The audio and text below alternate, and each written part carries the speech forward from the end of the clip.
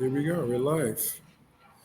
Okay, Caroline, thank you for bringing us live to this November 5th session of Impact Interview Series with Cyversity's Engage platform. Today, we're going to be talking to all of you about recruiting, and the individual that we have today is going to be Matt Alspaugh. He happens to be the university recruiter for Silicon Labs, a multinational semiconductor organization that has a real heavy predominant footprint in the Internet of Things. They do everything from commercial to home to all sorts of applications. And so great to be talking with Matt Alspaugh today. But I first wanted to go through a couple of things about Cyversity for those of them who are here for the first time and don't know much about Cyversity. Our mission is to work on advocating for women in underserved communities and veterans. We're helping them through their process in cybersecurity. Our whole process there is to help them through their program development, through their career engagement, training, mentoring, facilitating, and helping them in that way. The reason that we're doing that is because we know that the adversaries that we're working with have a strong diversity approach, and so we would like to have that same diversity approach.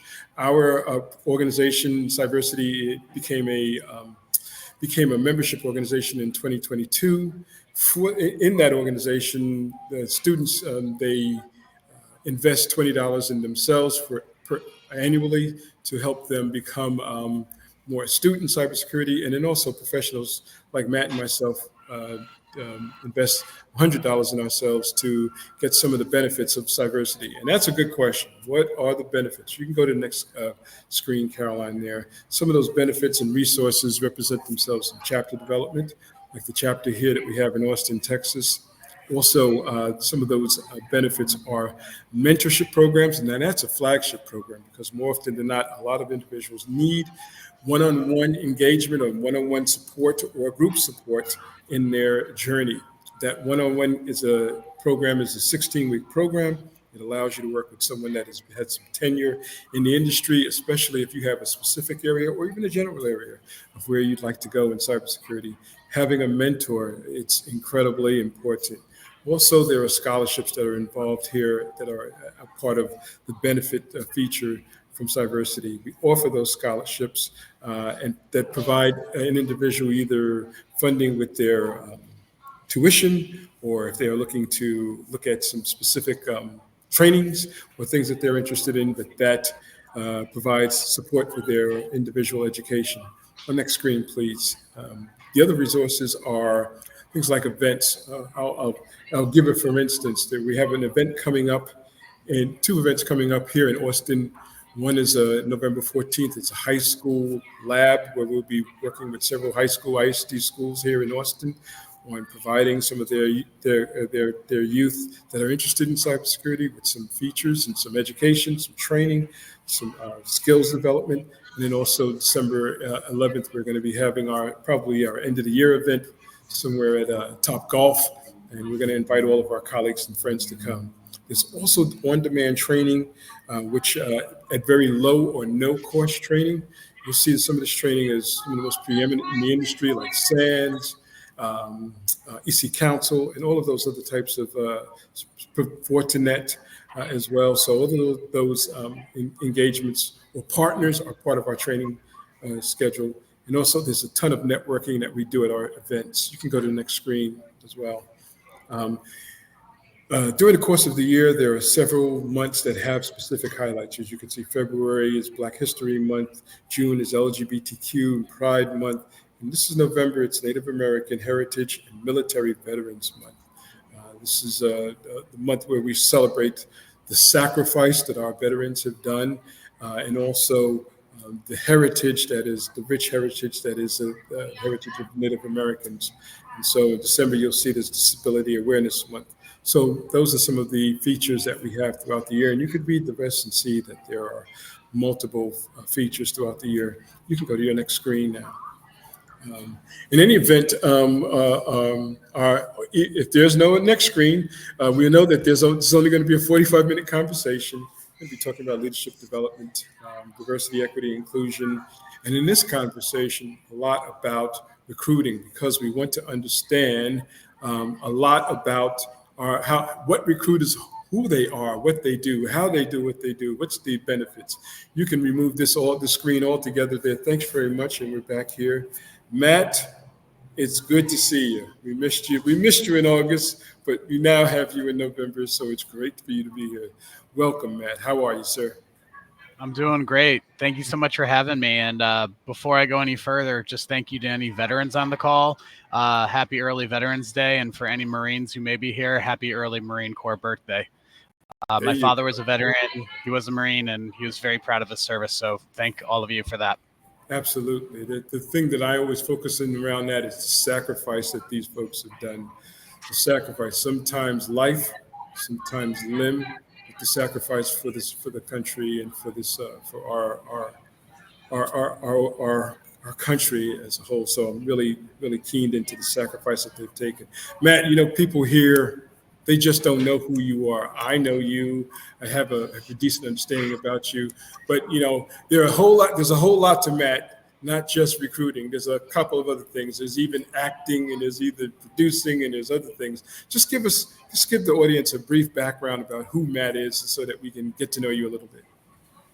Yeah, so I'm Matt Alspaugh. I'm the university recruiter at Silicon Labs, based here out of Austin. I've been running the intern NCG program for about 2.5 years. I also assist with our experienced hires. So in the last year, I partnered up quite a bit with our security team for some of their experienced hires. And a little bit about me besides that, never thought I'd be a recruiter.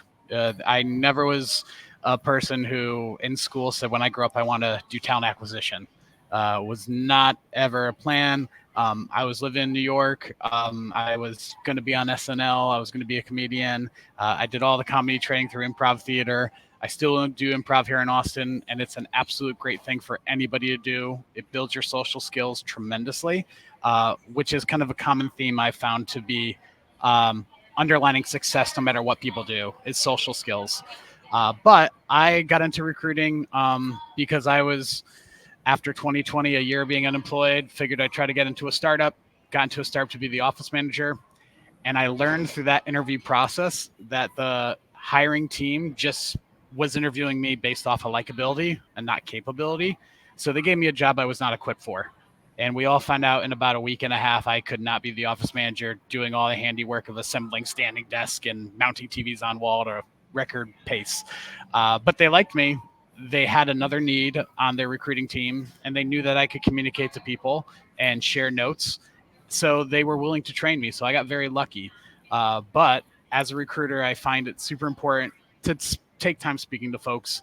Even if I can't help you land a job at my company, I could hopefully get you a little bit closer to your next job at your next company. So that's why I'm here. Wow. You made some real powerful statements there. Talent acquisition, social skills, likability versus capability. How do recruiters help you? And I'm going to try to deal with each one of them. How do recruiters help you with social skills? Yeah. Wow. So I think the best thing a recruiter could do is, once you have an HR screen, and hopefully you're speaking to the recruiter at the beginning of the process, and you have a recruiter who's giving you a very clear, defined, this is how this process could potentially unfold for you. So we're setting you up for success. It's not our job to tell you exactly what to know. That's partially your job as you're going through interviews, but hopefully we could let you know about the general vibe of what this interview process will be. So if it's going to be a little bit more conversational, we could kind of tip you off on that. If it's going to be more technical, we could kind of share the general frameworks that you could study on your own. So then you'll be ready to speak upon it. But I always try to remind people, everything we do in any business I've ever worked with or worked in, no matter how many responsibilities you have, no matter how technical your skill set needs to be, at the end of your action, it always comes back to affecting another person. So like, be a person. Don't just be somebody on a page. Allow yourself to shine, and do that through the professional lens to the best of your ability. And then how else do I help people with setting themselves up socially? I just try to emphasize what I think they do well, so they go in feeling confident as best as they can. Whether or not that works is to be determined, but I really at the beginning want to set people up for success, because as a recruiter, selfishly, I want you to get the job. Okay. I don't want anybody to get the job, but if you're getting to me and then you get to a manager, I don't want to find a reason to say no to you. I want to find a reason to say yes. So until you give me Gotcha. reasons to say no, I'm in your corner. Gotcha. That was kind of my first question. What is the role of a recruiter, and actually, what do they do? And you sort of laid it out there. Is there a day-to-day sort of day-to-day function, a specific role or function that you go through day in and day out? Are there? I check my phone, I check my roster, I check my this, I check my that. Tell me what that looks like. Yeah, so I don't necessarily think of it as day to day per se, because it's a lot of spinning plates that all start spinning at various times. So the way I might start one day for one job position is going to be totally different from how I do another. But what I will go through is, if I get a job posting, I'm assigned by my boss to work on this role, this many years of experience. Here's essentially the budget we have and the target profile we're looking for. I then set up a meeting with the hiring manager, and that's what we call an intake meeting. And that's me connecting with them to make sure, hey, I want to confirm a couple of details to make sure that we are aligned on our process and our goals. So then when we start to interview candidates and we start to review resumes, we know what we're doing. Um, Things could always change, and that's okay. But you don't want to just have a goal without having a plan. And I think a Hmm. lot of people who are willing to reach out for jobs or to interview candidates, they know what they want, but they don't have a plan to get there. So as a recruiter, I help define the plan for the hiring manager and team. And then as I start to review resumes, um, I'm always trying to whittle down. So for example, let's say I had a product security engineer role, which I filled recently. And let's just say a round number, I had 100 applications. I'm trying to use our applicant tracking system to narrow down those 100 applications to about 30, 20 to 30, because I could give 20 to 30 resumes due time to review and do research on, whereas 100 I can't. So I'm trying to whittle down. And then when I get to those 20 and 30, I'm probably trying to get to about 5 to 10. And then of those 5 to 10, I'm trying to prioritize which ones do I want my hiring manager to see first, because I want them to say yes. And then from there, every single step of the way, you're just narrowing down the pipeline to get to your one. Sure. So a lot of hand holding, a lot of emails and team messages, and a lot of relaying communication between the hiring team and the talent. Sure. What's the mechanism, if you will, for the narrowing? You got 100 in the top of the funnel. You got to go through a process of whittling it down from 100 to 50, from 50 so forth and so on. What's the process that is used there?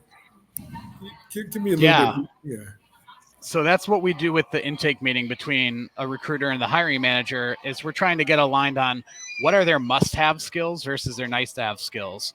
So for example, if it's going to be maybe an embedded software engineer, that team might prioritize C++, and they're also going to need to see various context clues on the resume of how they worked with C++ and not just under programming languages. So I start off by trying to identify the resumes that have the most concrete examples of the must-have skills. Sure. And then the nice-to-have skills are just kind of the extra credit, where if somebody has that, it kind of bumps them up a little bit to the top. But Sure. as far as when I'm also reviewing a resume, uh, I really do try to look at the professional thoughtfulness somebody gives their own resume. And what I mean by that is, are you consistent with the formatting? Do you have typos? Um, is your resume 1 to 2 pages? I can't tell y'all how many times, especially in security, I have people give me like a 7 to 8 page resume. And that gets to the point where it's like, if you don't know how to consolidate your career and the information that you want to share with us, that's not necessarily a good indicator that you're at the level that we want you to be. Because all of the managers who, if we're going to follow that format of, well, if your resume is 7 or 8 pages, the person who you're going to be interviewing with rightfully would probably have a 20-page resume. So we just want to get a snapshot of who you are. And that's its own skill, is being able to give your resume a dense, accurate snapshot representation of who you are so that we could see how you fit with us. Sure. Are there technical tools, AI tools that are used in this narrowing process? I'll tell you why I asked, because I've heard that, hey, in the resume reservoir, there's 1,000 resumes that come in, and then it goes through this word AI sort of word scourging. I'm looking for specific words, and if those words are not in there, that person is out of the running. Tell us about that. Yeah, so larger companies might actually have an AI program that will do that filtering. Most companies don't. And that's one of the reasons I like to be an in-house recruiter, is because I'm still essentially a thoughtful gatekeeper who is reviewing all these resumes. But to that point, David, of time, if I have to comb through 100 resumes, again, nice, loose, round number example, I don't have the time to read everybody's resume, especially if it's 100. So I will enter to our applicant tracking system those keywords that the hiring manager wants to see. And I'm trying to get that number down to something that is manageable, that I can then give my human eye, my professional attention and awareness to as I read through. Now, what I will share is that just having the keyword that might be in the job description for must-have skills on your resume, yeah, okay, maybe that will beat the system, but only to a certain level. That's right. You still need to be able to have that in the context of what you've done and how that added value to your previous job, because that's up to me to then not just share your resume, but I try to sell you before the manager even looks at your resume. I try to say, hey, you were looking, David, as a hiring manager, of somebody with 3 to 5 years professional experience with UMV programming language and knowledge, some experience in the semiconductor industry, and maybe somebody who is in a leadership position in university. This individual has been at this semiconductor company for 2+ years. They specialize in UMV in these 3 points, and they were also the vice president of the Honor Society at this university. So I'm giving them essentially a snapshot that catches their attention, so it buys you time when they look at your resume. Sure. You called yourself a thoughtful gatekeeper. So, as a thoughtful great gatekeeper, my assumption is that you're being thoughtful about the position that you're trying to fill, and thoughtful about the individuals that are applying.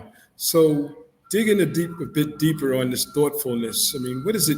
How are you more thoughtful? How are you more engaged and more thoughtful?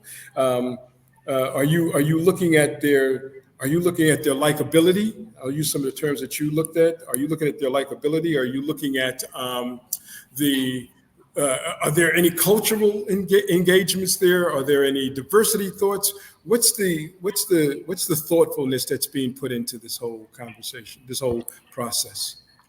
Yeah, so the thoughtfulness actually starts with me and my experience, because I wasn't employed for a year. I applied to well over 100 companies. I went on 3 interviews. I only got a job for 1. Thankfully, I got a job at that one, even though it was the wrong job. But it's hard to do this. And we are so much in a sell society, click, screen, swipe, that it's really important to remember that this is somebody who's giving you their time. This is somebody who's giving you a little bit of themselves. So I'm just trying to be as conscientious as I could and respectful. And I'm not doing the thoughtfulness so much about like culture and diversity. Like, if you get to that point, that is so far down the line, because where I'm at the beginning of the gatekeeper process, I'm just looking for qualifications. Right. And sometimes you can have super qualified people who maybe just aren't representing themselves accurately on a resume. So that takes a little bit of extra thoughtfulness on my part to not just be incredibly literate for what they said, but try to use my professional acumen to determine the context. But then also too, with the thoughtfulness approach, I have to ask myself sometimes, like, hey, if we're looking for somebody with like 2 to 3 years experience, and we have somebody with 20 years experience, how realistic is that this person is going to want to do this job even though they applied? They could just be doing shotgun mentality of spray and pray, and then they could very easily leave us quickly.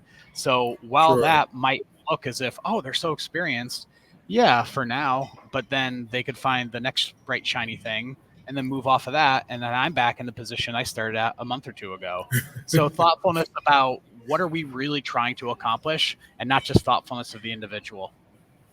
That's interesting. I think that takes into account how you're looking at protecting the organization as well, not just filling some empty seat. You're actually looking at making sure that when a person comes and they train, and then they train and they leave with that training, and that training has a cost associated with your company. Matt, where do recruiters fit in sort of the corporate structure? I mean, where are they at in that structure? Um, I mean, well, we're let's essentially, look at it. Let's look at an enterprise scenario, and then let's look at a mid-sized scenario, if you will. well, I'll speak more to the mid-size because that's predominantly my experience. We're consultants to the hiring managers. They know what they want, they know what they need. They just don't know how to get there or what the market is actually saying. So we have to be the ones who are sharing information about, hey, not only is this candidate who you really like, who's also in interviews very good, but they're also in advanced interviews at this company. Here's our previous experience working with candidates who have also been at that company. Really trying to enlighten and empower my hiring managers as much as possible, and ultimately know that it's their decision. It's my job to support it, but I do have to guide them along the way so they feel like they're making an accurate determination for their team, for themselves, and also for this new hire. Right. So like I view myself essentially as an in-house consultant to pop up needs for hiring.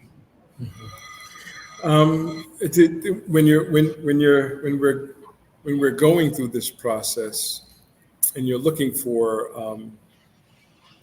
a candidate, our candidates are and you've already spoken with the hiring manager, and the hiring manager says, I want this, and this, and I want somebody with 3 years, and then they say, then I want somebody with 4 degrees.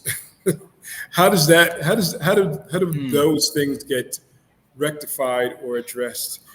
And I ask that question because in security, and we're both in our own forms of cybersecurity and information security, and you as much in semiconductor development and manufacturing. Sometimes you'll see a resume that'll they'll ask for someone with uh, a certain amount of years that are inconsistent with a certain amount of expertise that they're looking for, or a certain amount of education that's inconsistent with that. How do you ensure that that is not necessarily reflected in the job offer that you're placing out for folks to look at? Yeah, that's a great question, David. So part of that is having a really upfront, honest, transparent, and professional intake meeting at the beginning of the process. Because if you leave it to a hiring manager, not all, but most will want the world and then some for something that is not that much of a requirement. It's I kind of view a lot of being a recruiter as being a waiter at a nice restaurant where my client, my hiring manager comes to the table and maybe they don't even look at the menu yet. They just tell you everything that they want. And you have to kind of, as a waiter or somebody who maybe has worked in the restaurant industry, know what's happening in the kitchen, know the food that you brought in that day, know how much food of that you have left, and then also listen to their needs and then share with them, well, here's your actual menu. And sometimes you'll share the menu with them and uh, they just keep reiterating what they want. So it's Sure. really up to me to say, well, I understand that, but having to level expectations and be that consultant and doing that at the very beginning in the intake process. Hey, you might have these 10 desirables that you want a candidate to have. What are the absolute three that they need to have? And then Hmm. what are the next ones that are like secondary? So kind of trying to grade the skills. So you start there. Sure. Also, too, we have weekly syncs, my hiring managers and I, to have a 15 to 30-minute call on updates of who have we interviewed this week? What did we think about them? Where did they impress us? Where did they underwhelm us? Do we want to move forward with them? If so, why? So that I'm also recalibrating based off of who's in our pipeline and not just based off of who's coming into our funnel.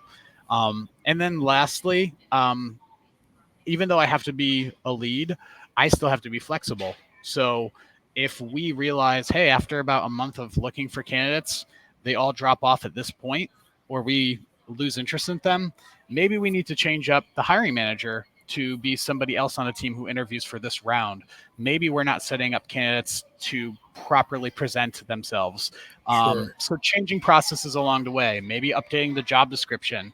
Sometimes hiring managers interview people and then say, hey, I thought I needed more somebody with RF radio frequency experience. Turns out after talking to people, I kind of realized that's less. That's in the backseat. I need somebody with more embedded. So we just have to recalibrate and change and be flexible along the way. Yeah, it makes sense.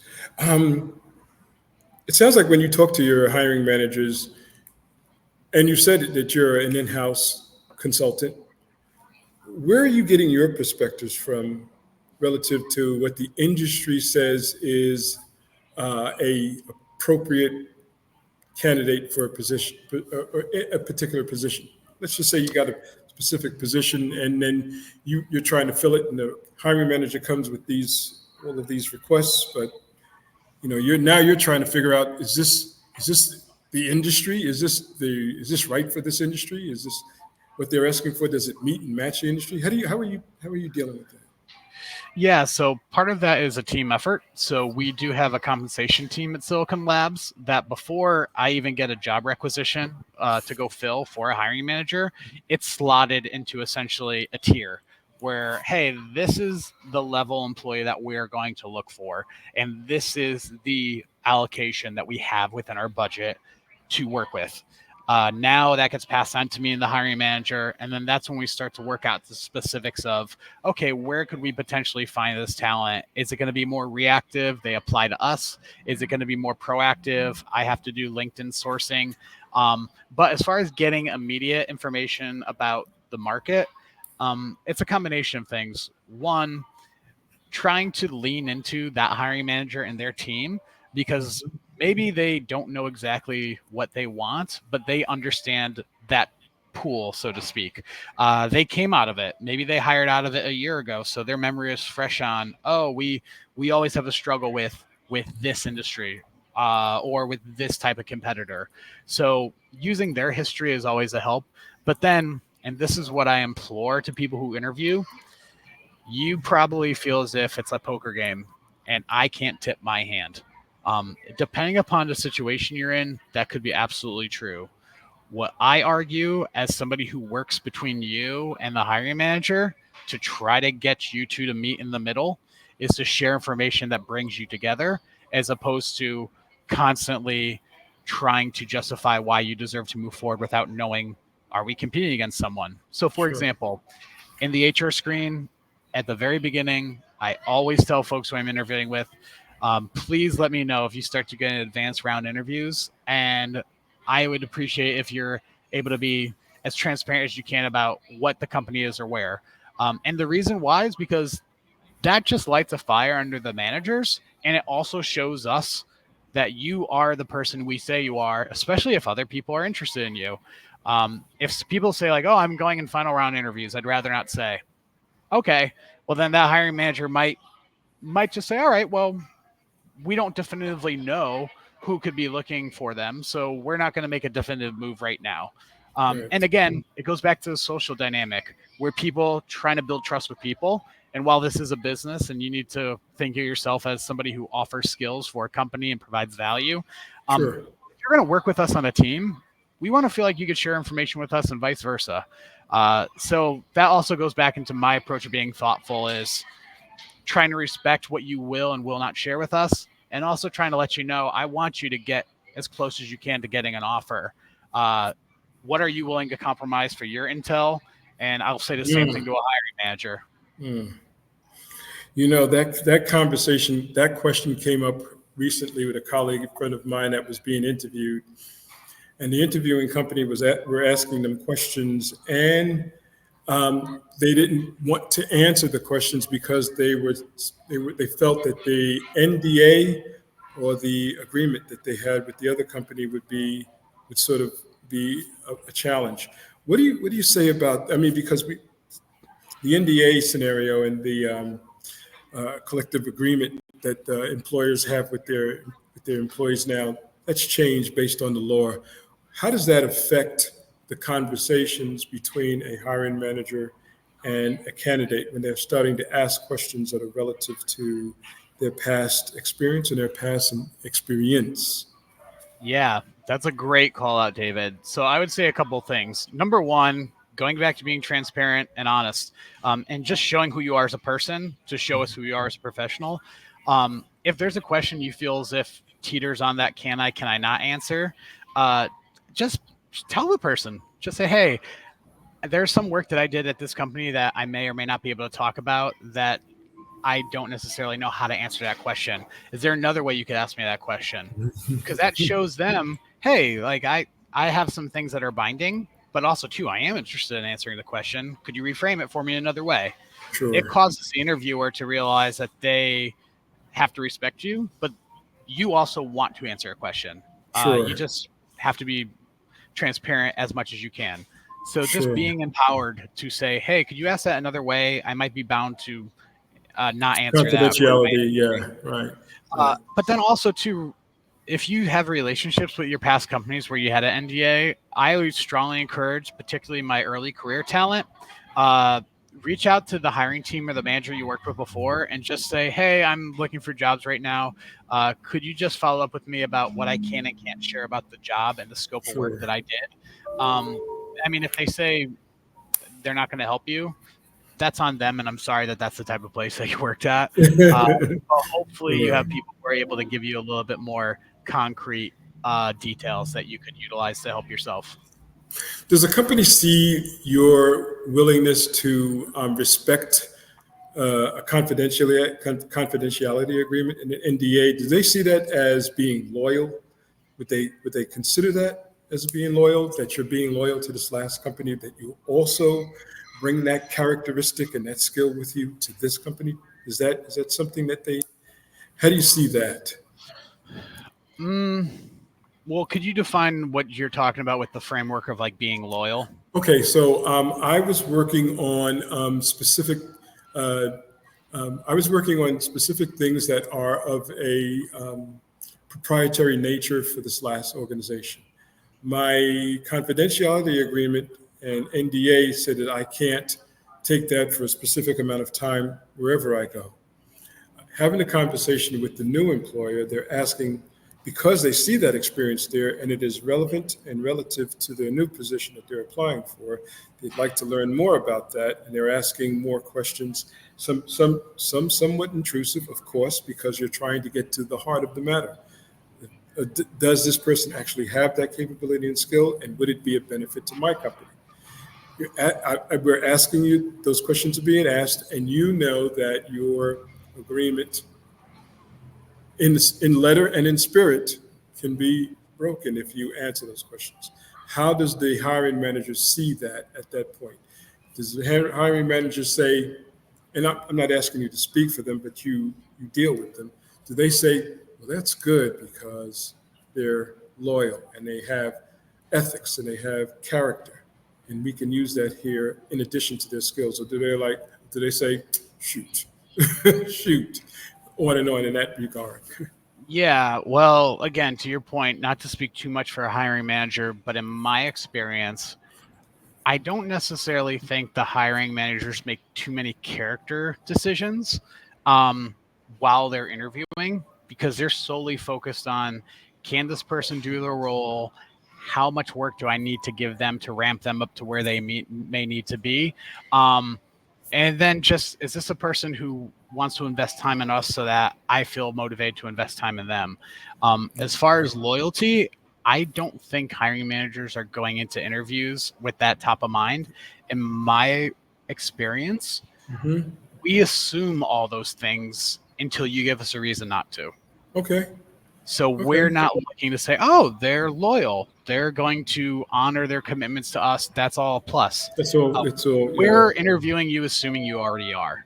So you're only proving that we're right or you're proving that we were wrong. Got you.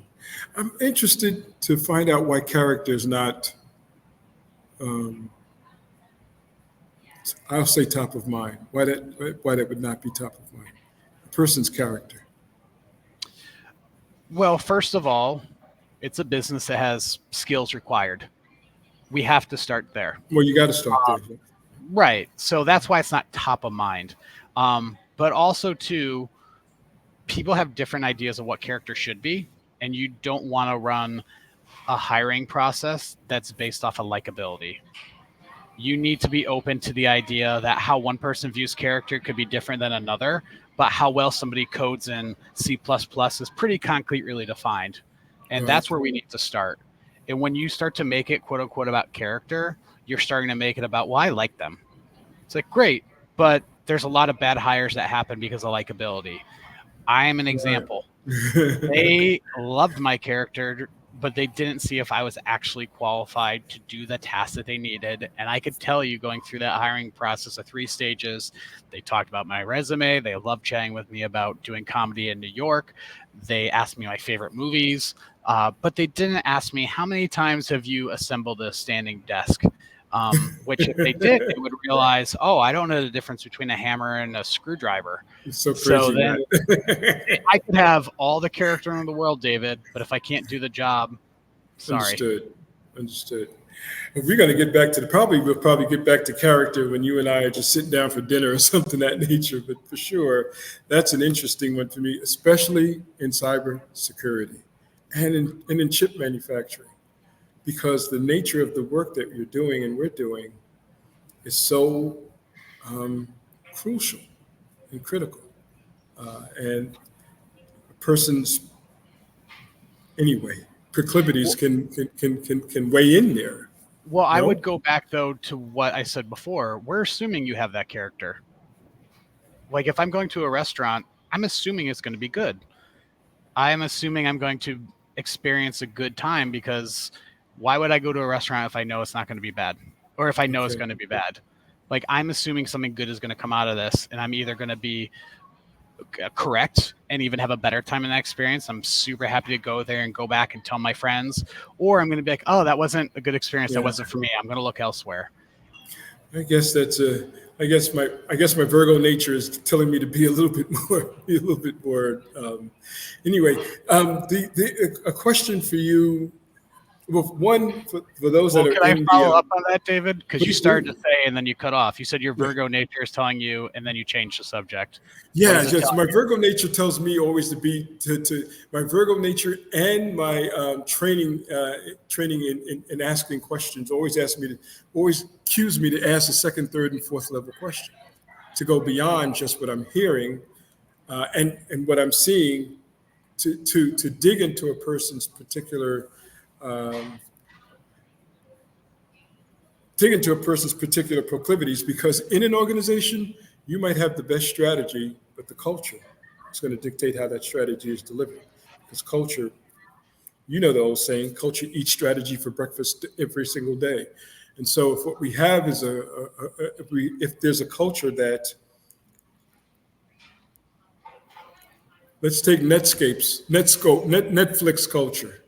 Netflix culture is, I'm going to hire the very best that I can hire and leave to them the decisions that are necessary to do the job, knowing that the decisions, trusting that the decisions that they're making are for the company and the division, knowing that those two things always influence the end of the line, your salary, how you're getting paid.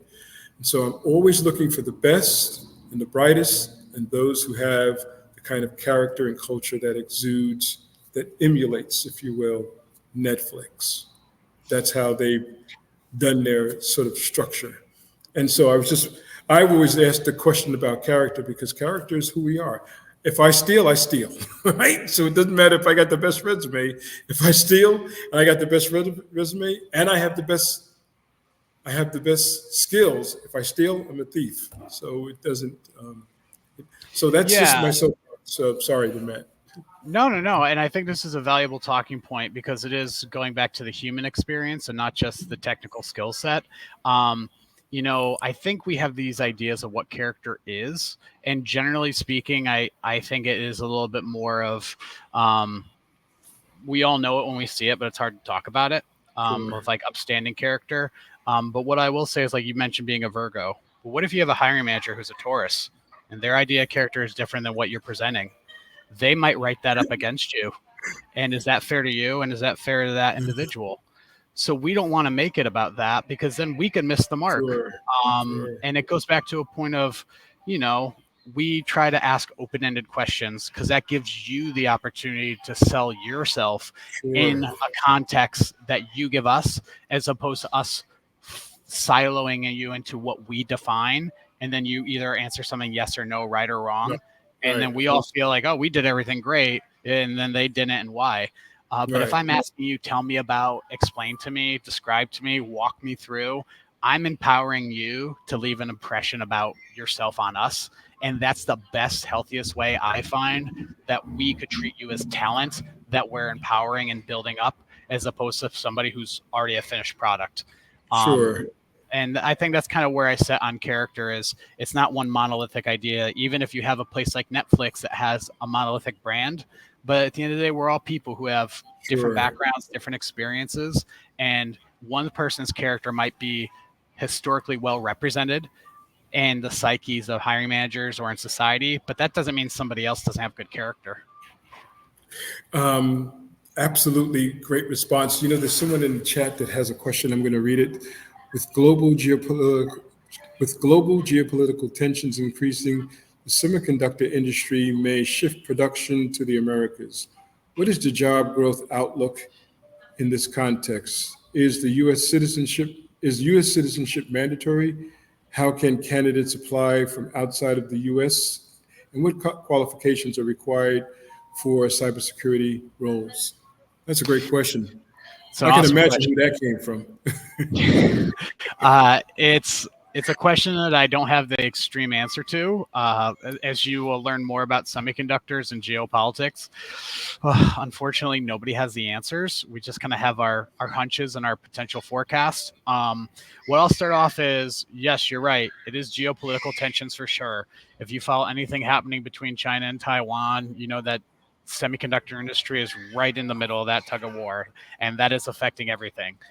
There's an amazing book that won, I believe, the London Times Business Book of the Year a year or two ago. It's called Chip Wars, and it's essentially a chapter by chapter guide of how we got to where we are and how the next war, so to speak, using that very broadly, is the semiconductors. Because if we, for example, talk about 2020 supply chain, it all of a sudden became a lot harder to get cars. Well, there's chips that we needed that we weren't getting. And everything that we're doing right now, us talking, is because there's a chip in all of our devices that are helping us do that. So that point, it's very geopolitical. There's been more of a focus in the United States to bring back jobs. So I do believe that there is going to be a strong push to get more engineers, hardware, software, more security folks who aren't just cybersecurity and the software lens, but also understand how to work with the actual hardware itself and to understand the various levels of security that connect. But I will also say too, how could the candidates apply from outside the US and what qualifications are required for cybersecurity roles? Qualifications, it depends on the team need. There's not one blanket. This is what we always look for cybersecurity. One team might have a very different cybersecurity need than another cybersecurity team. So it wouldn't be fair to just say like this fits all. We want to make things fit all, but that's not the case. And then just lastly, how could people apply from outside the US? Well, maybe there's a company that is a global company like Silicon Labs, where we have an office in Hyderabad, India. We have an office in Singapore. So you could get into this company, but it may not be directly just the US company. Good. Thanks for that question in the chat. When you're talking to individuals, what should they be asking you? Great question. Ask questions that tell me you know what answer you're looking for. And what I mean by that is sometimes I'll have a lot of early career talent say, tell me about your culture. I could tell them about my culture as a recruiter for 5 seconds or 5 minutes. I can give specific examples of why it fits for me out of our 4 core values, which one I naturally align to the most and how that empowers me to do this for my day-to-day living. But if you don't know why you're asking, it's just kind of an empty question that maybe somebody at a career fair told you to ask. If you know why you're asking a question, that carries weight. That to somebody like me shows you're being thoughtful about how we need to fit into your values.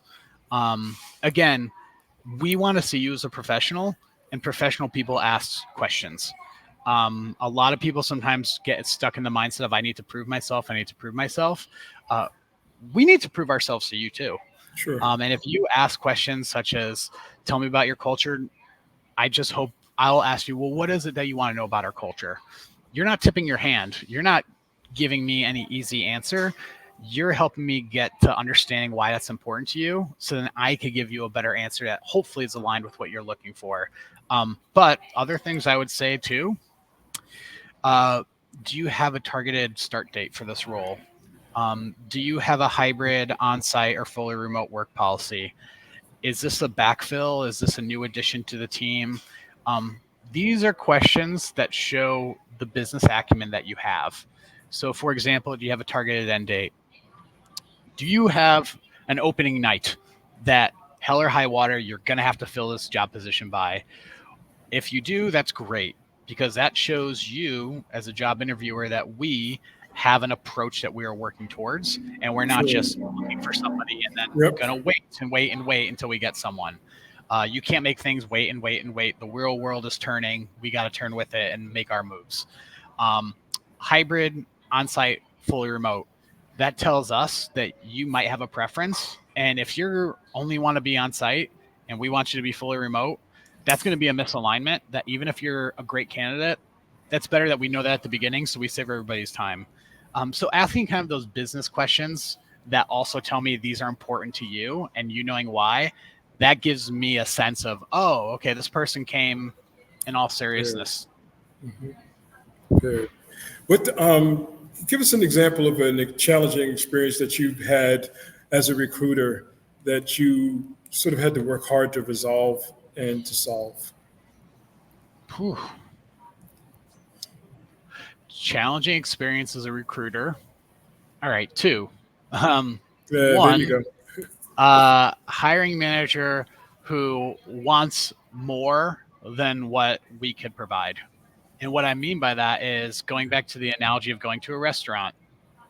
Somebody going into a nice upscale restaurant and they want to order a Michelin star dish that restaurant doesn't offer, but they saw that and that's at the top of their mind, and because they feel like they're having money and they know what they want, that's what they deserve. Sometimes they have to say, well, this is not what we're working towards. So like sometimes getting people into our pipeline and have to constantly and professionally remind the hiring manager, this is our budget.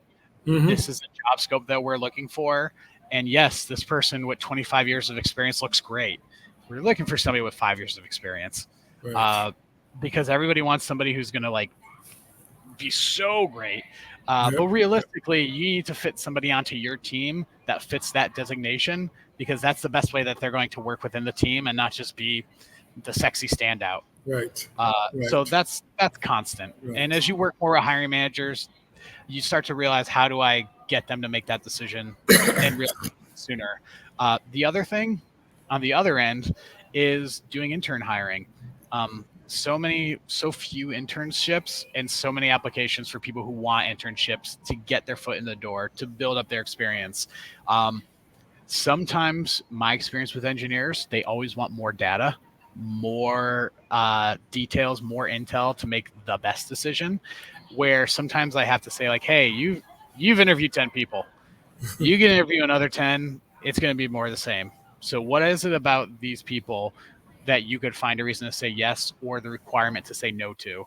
Because anything else is just going to be, you're afraid to move forward. So like trying to encourage them, you can make a choice. Like, you selecting an intern isn't going to cripple your team. Sure. So let's try to select somebody who's capable and shows that they have potential, is going to benefit from their experience being with you. Sure. Thank you. We have another question from the audience, and I encourage anyone that's in the audience that has a question. I like that first question. I even like the second question as much as well. But if you have questions, please just pop them into the chat, to the comment section, so we can get them answered by Matthew. The second question is, as an applicant interviewee, can I ask the compensation range for the role, or should I focus on my compensation expectations? Yeah, great question, Michael. Thank you. Yes, you can ask. It's your career. You're not doing it for free. With that said, how you do what you do tells us who you are. So if you start in your HR screen and the first question you have is about money, I haven't met a company that's going to like that. However, go through that first interview. And then at the very end, once you start to build that relationship, start to politely say in a professional manner. So I have a couple of questions I want to make sure that we're aligned on so that we're not wasting each other's time. That's probably a good spot to ask your compensation question. What I will say that makes it a little bit easier, still tricky, is that a lot more companies now are starting to post the job compensation ranges as part of the job description. So you could use that as an opportunity to say, I have a question about the compensation range. I noticed that you posted you're looking for somebody with $50,000 to $100,000 working range. You could ask your follow-up question off of that. Are you a company that's focusing in the middle of that section? Do you skew towards the top? Where are you targeting that? Because that's a pretty broad range. That tells me that you looked at our job description. You're being thoughtful about how this applies to you, and we know why it's important to you. And that's reasonable. People just opening up a call and saying, yeah, how much is the job? Which has happened to me before. I'm like, well, okay, here's what we're going to be working with then. But that's a hard thing to overcome for anybody. I mean, imagine going on a date and the first question somebody asks you is, how much money do you make? It's a little disjarring, and it makes it feel like, oh, it's not about me anymore. I'm just a number to this person. So yes, Michael, you can ask that question. Just try to ask it towards the end and look at the job description to see if they post the range first to help you figure out how to best ask that. That's a great response. Thank you for that response. I know you're focused on. I know you're focused in. For now, you're focused in semiconductor, but as I know you as a person, Matt, you've got a broad. Oh man, I think I lost the screen there. You've got a broad sense of things. You're not just a myopic person focused only on this sector of the world. What are you seeing from an industry? And I'm asking that question from that perspective. What do you see as industry? How do you see employment in industries? Is it growing? Is it shrinking, contracting? Where are we going from a hiring standpoint as a global sort of industry here in America? Is it where are we looking better? I know there's all sorts of statements about the economy being up and down. What are you seeing? What is Matt seeing? Man, that's well, thank you for giving me such a flattering compliment and then asking me the most challenging question of the hour. What I would say is that we're in a time of transition, and everybody's trying to hold on to what they know while making the necessary requirements that they're told they have to make, and that includes jobs. So it's not just a matter of we're growing or we're shrinking. There's a real evaluation of what work is and what we need out of workers. So in some sectors, there could be fast growth opportunities, and others, it could be scaled back. I am not smart enough to be able to answer that question, but what I do feel confident in saying is that there's a shift right now that everybody's working towards, and nobody has a real definitive answer. But I feel as if it goes back to my point about being a person first. You need to be a professional. We're looking for professionals. We're looking to make sure that you could fit the skill sets we need. But as times change, people are people. So we want to make sure that we're looking at you as talent, but we want to treat you like a person. So like you knowing what matters to you and your values is going to help you as you look for jobs, and it's going to help the recruiter and the hiring managers as they interview you. Sure. So this is, Matt's a young guy. Where's Matt going next? What's next for Matt and the family? I mean, are you gonna open up a 20-star hotel? Are you gonna open up your own comedy club? What are you gonna be doing next, man? I mean, you're an Oh enterprising man. young man. You've got it. You've got a lot. You got a lot under caps. What are you doing next? Well, thanks for saying that. That's kind of you. I'm not sure. I like helping people, but a lot of people say they like Absolutely. helping people. I like guiding people through a process to give them Right. clarity and to empower them. So whether that was me being a tour guide in New York, me being a recruiter, me being an improv teacher in Austin, it's the same thing of I'm shepherding people through a period that they get through and they feel better. So whatever it is, it's going to be that. What exactly it is, I don't know. I do love doing these calls and answering questions. And I see Hayden has a question. Yes. Um, Yep. if you are in an interview and you are told that you may be a fit for a position that you may not be looking for, how would it be appropriate or how would it be interpreted if you decline? Great question, Hayden. I think it's Absolutely. fine. You didn't apply for that job. But again, just how you do what you do tells us who you are. So how you decline is just as important as the fact that you decline. You could just simply say, well, I'm really more interested in this role that I applied for. They might follow up and say, well, you're not going to be a fit. We could definitely confirm that. Would you still be interested? I would just say, let me give it some time to do some research, but my preference is to prioritize the role that I applied for at your company or another. Yeah. So there's really no one answer to give, but just being polite and gracious. That gives me just one more question to ask you from the point of view of internships and even Hayden's question about being offered something that's not what you asked for. You're applying for, if you're an intern, you're volunteering so that they can get a sense of who you are. If you get an opportunity to get your foot in the door in some other position, and now you're in the door and now you're working internally versus externally. Would you I know that you said to Hayden it's okay to decline. What would you suggest that Hayden take that job anyway, just so he could be inside of the Well, company? I don't know Hayden's life circumstances, Sure, and I sure, would sure. never tell somebody definitively you have to take this because then Of that course not. becomes me trying to get you to make a decision that's not just about you, but it probably impacts me. Sure. So I'm trying to steer you to a decision. So I might have a conversation with you to understand your motivations, and then I might try to act a little bit more as a devil's advocate of what if you said yes, what could happen if you say no, so that whatever your decision is, hopefully you're you're making a decision that aligns with your values and current life circumstances and not just, well, I can't say no to this opportunity because you could get a lot of opportunities. And uh, if you say no, life is going to be okay. If you say yes, life is going to be okay. So it's just a matter of what are you willing to work with and what do you need? It always seems to come back to that thoughtful gatekeeper with you, Michael. I mean, Matt. It always seems to come back to that thoughtful gatekeeper. Very good. We're close to time. I just wanted to give you an opportunity to, unless there are other questions, if there are other questions, please put them into the comment section so we can get Matt to answer them. But I wanted to give you just some time to just have some closing statements, as you would in our political season, your final your final closeout statements. Hi, Tracy. Thank you.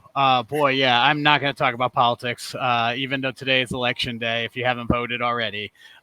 What I will share is a quick story, very quick, of um, what was a breakthrough for me as a recruiter, particularly for security, and it had to do with an intern. A challenge. One of the hardest recs I ever had to fill was a software security intern for our company. I shared multiple resumes. I got multiple candidates to interviews, and we got multiple people to second round, and we always got to a no. So when I had my sync, I asked the hiring manager, I feel like I'm giving you all of what you're looking for and then some. Is there something that I'm missing or something that maybe we haven't talked about that you would want to implore me to look at?